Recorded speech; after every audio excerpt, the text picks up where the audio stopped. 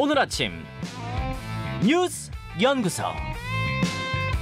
오늘 아침 뉴스의 맥을 짚어드리는 시간 뉴스연구소. 오늘도 두 분의 연구위원 함께합니다. CBS 김광일 기자, 뉴스톱 김준일 수석 에디터. 어서 오십시오. 안녕하세요. 예, 첫 뉴스 어디로 갈까요? 전라경상 가로찌른 윤 대통령. 예, 윤석열 대통령의 주말 일정 영호남을 동분서주했습니다. 금요일 날 경남 통영 갔고요. 수산인의 날 기념식에 참석했어요. 예. 현직 대통령으로선 처음이었는데 후쿠시마 수산물을 쉽게 반입하지 않겠다라는 메시지로 해석이 되더라고요. 그리고 그날 저녁에는 전남 순천으로 넘어갔습니다. 네. 순천만 국제정원 박람회 개막식에 참석했고요. 그리고 나서 경남 진해로 갔어요. 네. 군항제에 벚꽃 예쁘게 피었잖아요. 여기 들렀다가 다음 날 대구에 방문했습니다. 토요일에. 네. 그 프로야구 개막전에서 시구했는데 스트라이크 존에 꽂았더라고요. 네. 그리고 그 뒤에 이번 영호남 순회의 하이라이트 서문시장을 찾았습니다. 대구 서문시장. 네, 서문시장 100주년이었대요. 그 기념식에 참석했고요. 여기가 이제 보수의 성지잖아요. 열기가 어마어마했답니다. 자, 요 행보는 어떻게 분석하세요? 그러니까 지지층 결집에 노력했다 이렇게 볼 수가 있겠는데 최근에 지지율이 많이 빠졌어요. 한국갤럽 정례조사에서 이게 지난주 화요일부터 목요일까지 전국 성인 1000명 대상 조사했는데 예. 대통령 직무수행 긍정평가가 30%로 떨어졌거든요. 여기 5주 전에 37이었는데 7%나 떨어졌고요. 그러니까 30%대의 어느 지점이 아니라 30%로. 그렇습니다. 네. 조금만 삐끗했으면 20%대까지 떨어질 수 있는 어떤 경고음이 울린 상황이에요. 그렇군요. 특히나 전통적 우군, 그러니까 영남 60대 국민의힘 지지층에서 많이 이탈한 상황입니다. 다만 오늘 조간에 보니까 지지율 떨어져서 대구 간 거다라는 식의 기사가 많더라고요. 네. 근데 요거는 이렇게만 보기엔 좀 애매한 게 요 일정이 이번 여론조사 전에 잡았던 거예요. 그래요? 그래서 저만 해도 그 전부터 알고는 있었거든요. 그래서 선후 관계는 좀 안 맞고 물론 지지율 빠진 건 팩트고 여권 전체적으로 좀 발등에 불 떨어진 것도 사실이라고 볼 수는 있겠습니다. 정치권 반응은요? 요거는 여러 이런저런 반응이 있는데 취재하다 보니까 이런 시각이 있더라고요. 이 일정이 대통령 기 살려주려고 잡은 일정이다. 그건 무슨 얘기입니까? 그건 그러니까 여권의 좀 실무자들의 해석인데 대통령이 최근에 비판받는 일들이 많았잖아요. 69시간 논란도 있었고 한일 정상회담도 비판적인 시각들이 있고. 네, 그러니까 서문시장 가고 대구 일정 잡은 게 대통령 자신감 살려주려고 잡은 거다라는 말들을 하더라고요. 왜 서문시장 가면 항상 기 받고 온다. 기 받습니다, 여러분. 이런 이야기 하니까. 그러니까 이번에도 500m 가는데 30분 걸릴 정도로 사람들이 악수 엄청 많이 하고 다녔다고 하더라고요. 근데 요거는 좀 지적을 안 할 수가 없는 게 대구만 벌써 3번째입니다. 후보 시절까지 하면 4번째예요. 후보 때 한 번, 당선인 때 한 번, 대통령 되고 나서 2번. 후보 때가 한 3번인가 같고요. 그래요? 그거 외에도 이제 당선 이후에 지금 3번째니까 엄청 많은데 전남은 이번에 처음 간 거였거든요. 예. 그 균형이 좀 필요할 것 같고요. 야구 개막전도 원래 메인이 그 개막전 여러 경기 치르는데 그중에서 전년도 우승팀 경기가 메인이거든요. 우승 반지 수여식 같은 거 하는데 이번에는 대구 그 사직 경기장 가면서 KBO 총재까지 다 우르르 따라갔고 그러면서 그 전년도 우승팀이었던 SSG는 좀 주목을 못 받았어요. 그래서 수도권 팬들은 좀 섭섭해하고 있습니다. 그러니까 앞으로 지금 취재하다 보니까 앞으로 윤석열 대통령이 그 전국 순회 이렇게 좀 일정을 많이 잡아놨대요.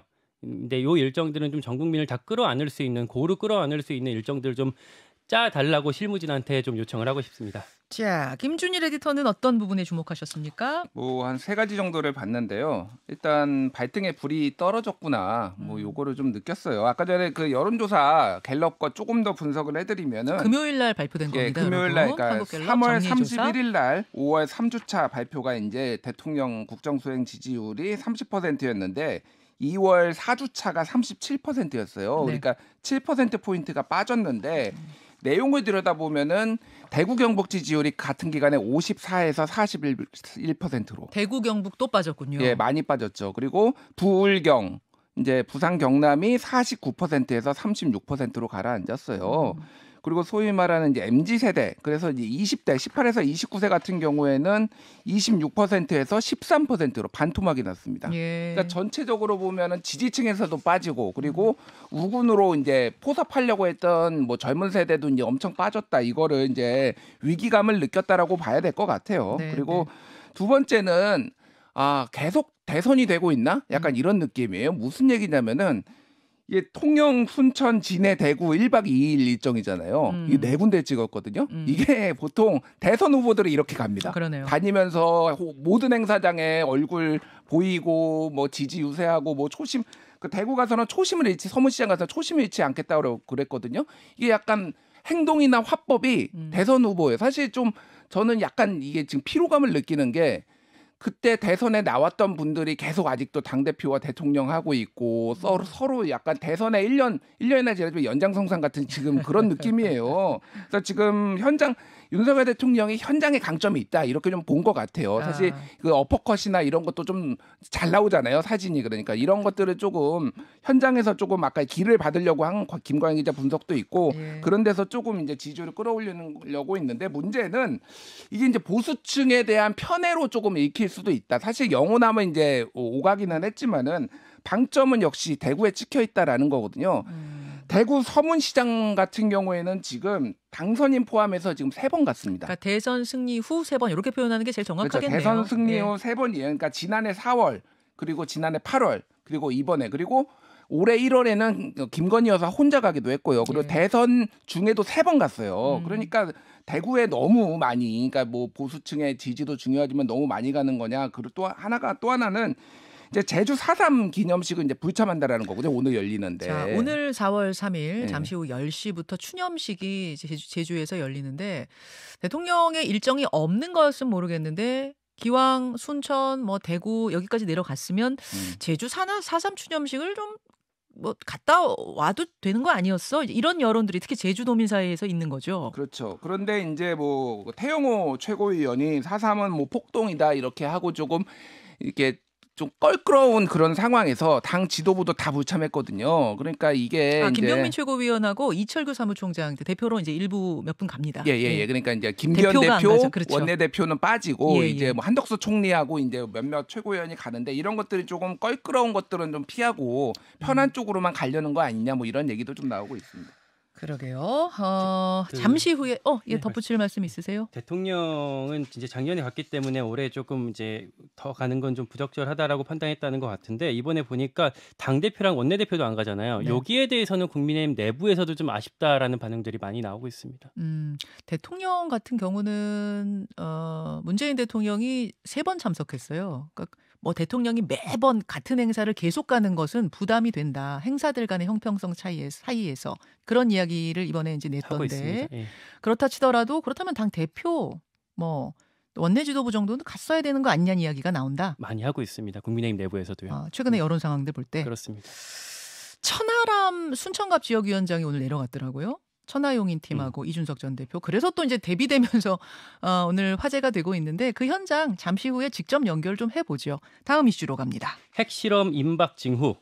북한의 7차 핵실험 조만간 단행될 수 있다는 관측이 계속 나오는데 징후가 포착이 됐어요. 네, 북한 전문 매체 38로스가 위성 사진 한 장을 공개했어요.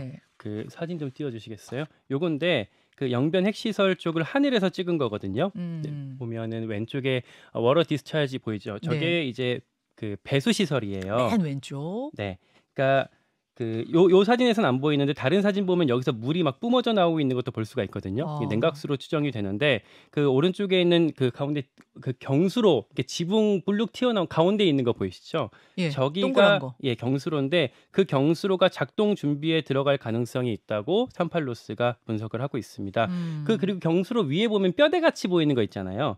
저게 이제 그 공사 현장인데 숙소랑 실험실들, 그러니까 직원들 이제 추가 투입됐을 때 지낼 곳들을 짓고 있는 거라고 하더라고요. New Building Construction 이렇게 써 있네요. 새로운 빌딩 짓고 있다 저기다가.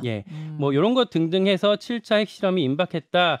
그럴 가능성이 있다라고 38로스랑 전문가들이 관측하고 있고요. 그리고 북한이 이 사진 찍히는 거 사실 모를 리가 없거든요. 매번 찍었던 사진들이기 때문에. 그래서 이 사진을 찍힐 수 있도록 북한이 연출한 것도 우리가 곧 쏠 거다라는 시그널을 보낸 걸로도 볼 수가 있겠습니다. 김준일 에디터. 또 긴장의 4월이 됐네요. 4월은 원래 좀 긴장했습니다. 예전에도. 맞아요. 그러니까 4월에 뭐가 있냐면은 다음 주 이제 9일에는 김정일 국방위원장 추대 30주년. 그리고 김정은 국무위원장 당과 국가의 최고 수위 등급 11주년. 그게 11일, 13일이에요. 그리고 15일은 태양절이라고 김일성 주석 생일입니다. 그렇죠. 예. 북한이 가장 중시하는 명절. 그렇죠. 그리고 25일은 인민군의 모태가 되는 조선인민혁명국 창건 91주년.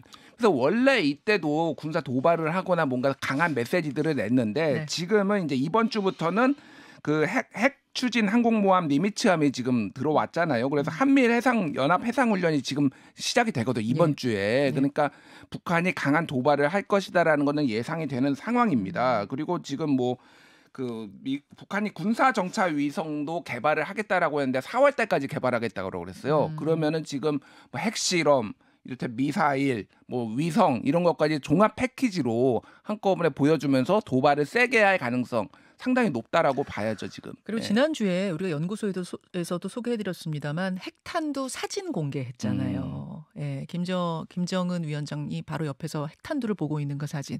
핵탄두 사진이 공개된 후에 이르면 며칠 후, 늦어도 몇 개월 후에 항상 핵실험이 있었다라는 걸 우리가 기억을 해야 됩니다. 한일 정상회담에서 왜 대통령이 이렇게까지 이제 국민들 여론의 우려에도 불구하고 많이 내줬는가에 대해서 7차 핵실험에 대한 우려를 기피하고 있다라는 당내 의견도 있잖아요. 하고 그런 분석들이 있었고요. 그리고 지금 북한 일정들 쭉 말씀 주셨는데 이거 외에도 한미 정상회담이 이달 26일에 있을 예정이거든요. 이때도 역시 북한이 도발할 가능성이 있어서 이번 달 내내 좀 긴장하고 주시해 봐야 될 것 같습니다. 자, 4월 시작됐습니다. 북한의 움직임도 주시해야 될 것 같고요. 하나만 더 보죠. 전국 35곳 산불. 아니 산불이 최근에 많았어요. 건조해서 많았는데 특히 이번에는 인왕산, 서울에 있는 인왕산까지 전국이 산불로 몸살을 앓았습니다. 네, 대표적인 게 인왕산이었는데 어제 오전에 종로구 부암산, 그러니까 인왕산 동쪽에서 산불이 났었거든요.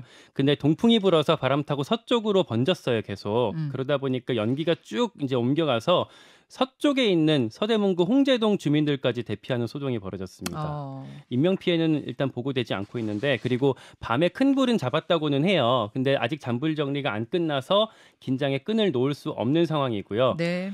충남 홍성의 산불이 좀 걱정입니다. 여기도 어제 오전에 발생해서 민가까지 태웠어요. 근데 진화율이 아직 65%에 불과하거든요. 거꾸로 말하면 35%는 아직 불이 붙고 있는 상황이고 네. 대전 서구 산직동에 있는 산불도 진화율이 62%에 머무르고 있습니다. 아니 이렇게 전국에서 동시다발적으로 큰 산불이 나면 진화 작업도 쉽지 않겠어요. 인력도. 그러니까요. 헬기나 이런 것들도 제한이 되어 있을 텐데 그리고 어제 밤에 깜깜해서 헬기들도 다 이제 올라갔던 것들이 다 이제 복귀해 있었대요. 이제 동이 텄으니까 일부 헬기들이 지금 뜨고 있다고 하는데 얼른 좀 작업이 속도 내기를 기대해 봐야겠습니다. 불씨가 뭐 생길 수 있을 만한 작업들은 여러분 일체 좀 조심하셔야 될 것 같아요. 안 하실 수 있으면 좀 연기하는 것도 필요할 것 같아요. 그렇죠. 지금 왜 이렇게 비가 많이 나면 고온 건조예요. 쉽게 얘기를 하면 지금 3월달 강수량이 평년 대비 48%인데 서울, 경기, 강원, 충청 이 중부 라인 같은 경우에는 30%가 안 됩니다. 3월달이. 그러니까 지금 완전히 대단합니다. 건조했는데 25도가 넘잖아요. 지금 날씨, 오늘도 기온이. 25도 넘거든요. 넘어요. 그러니까 지금 이 상황이 지금 불이 나기 너무 쉬운 건데 다행히 내일 비가 옵니다.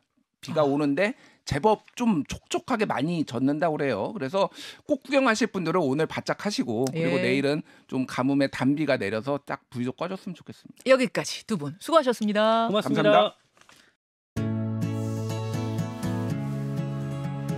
김현정의 뉴스쇼는 시청자 여러분의 참여를 기다립니다. 구독과 좋아요, 댓글 잊지 않으셨죠? 알림 설정을 해두시면 평일 아침 7시 20분 실시간 라이브도 참여하실 수 있습니다.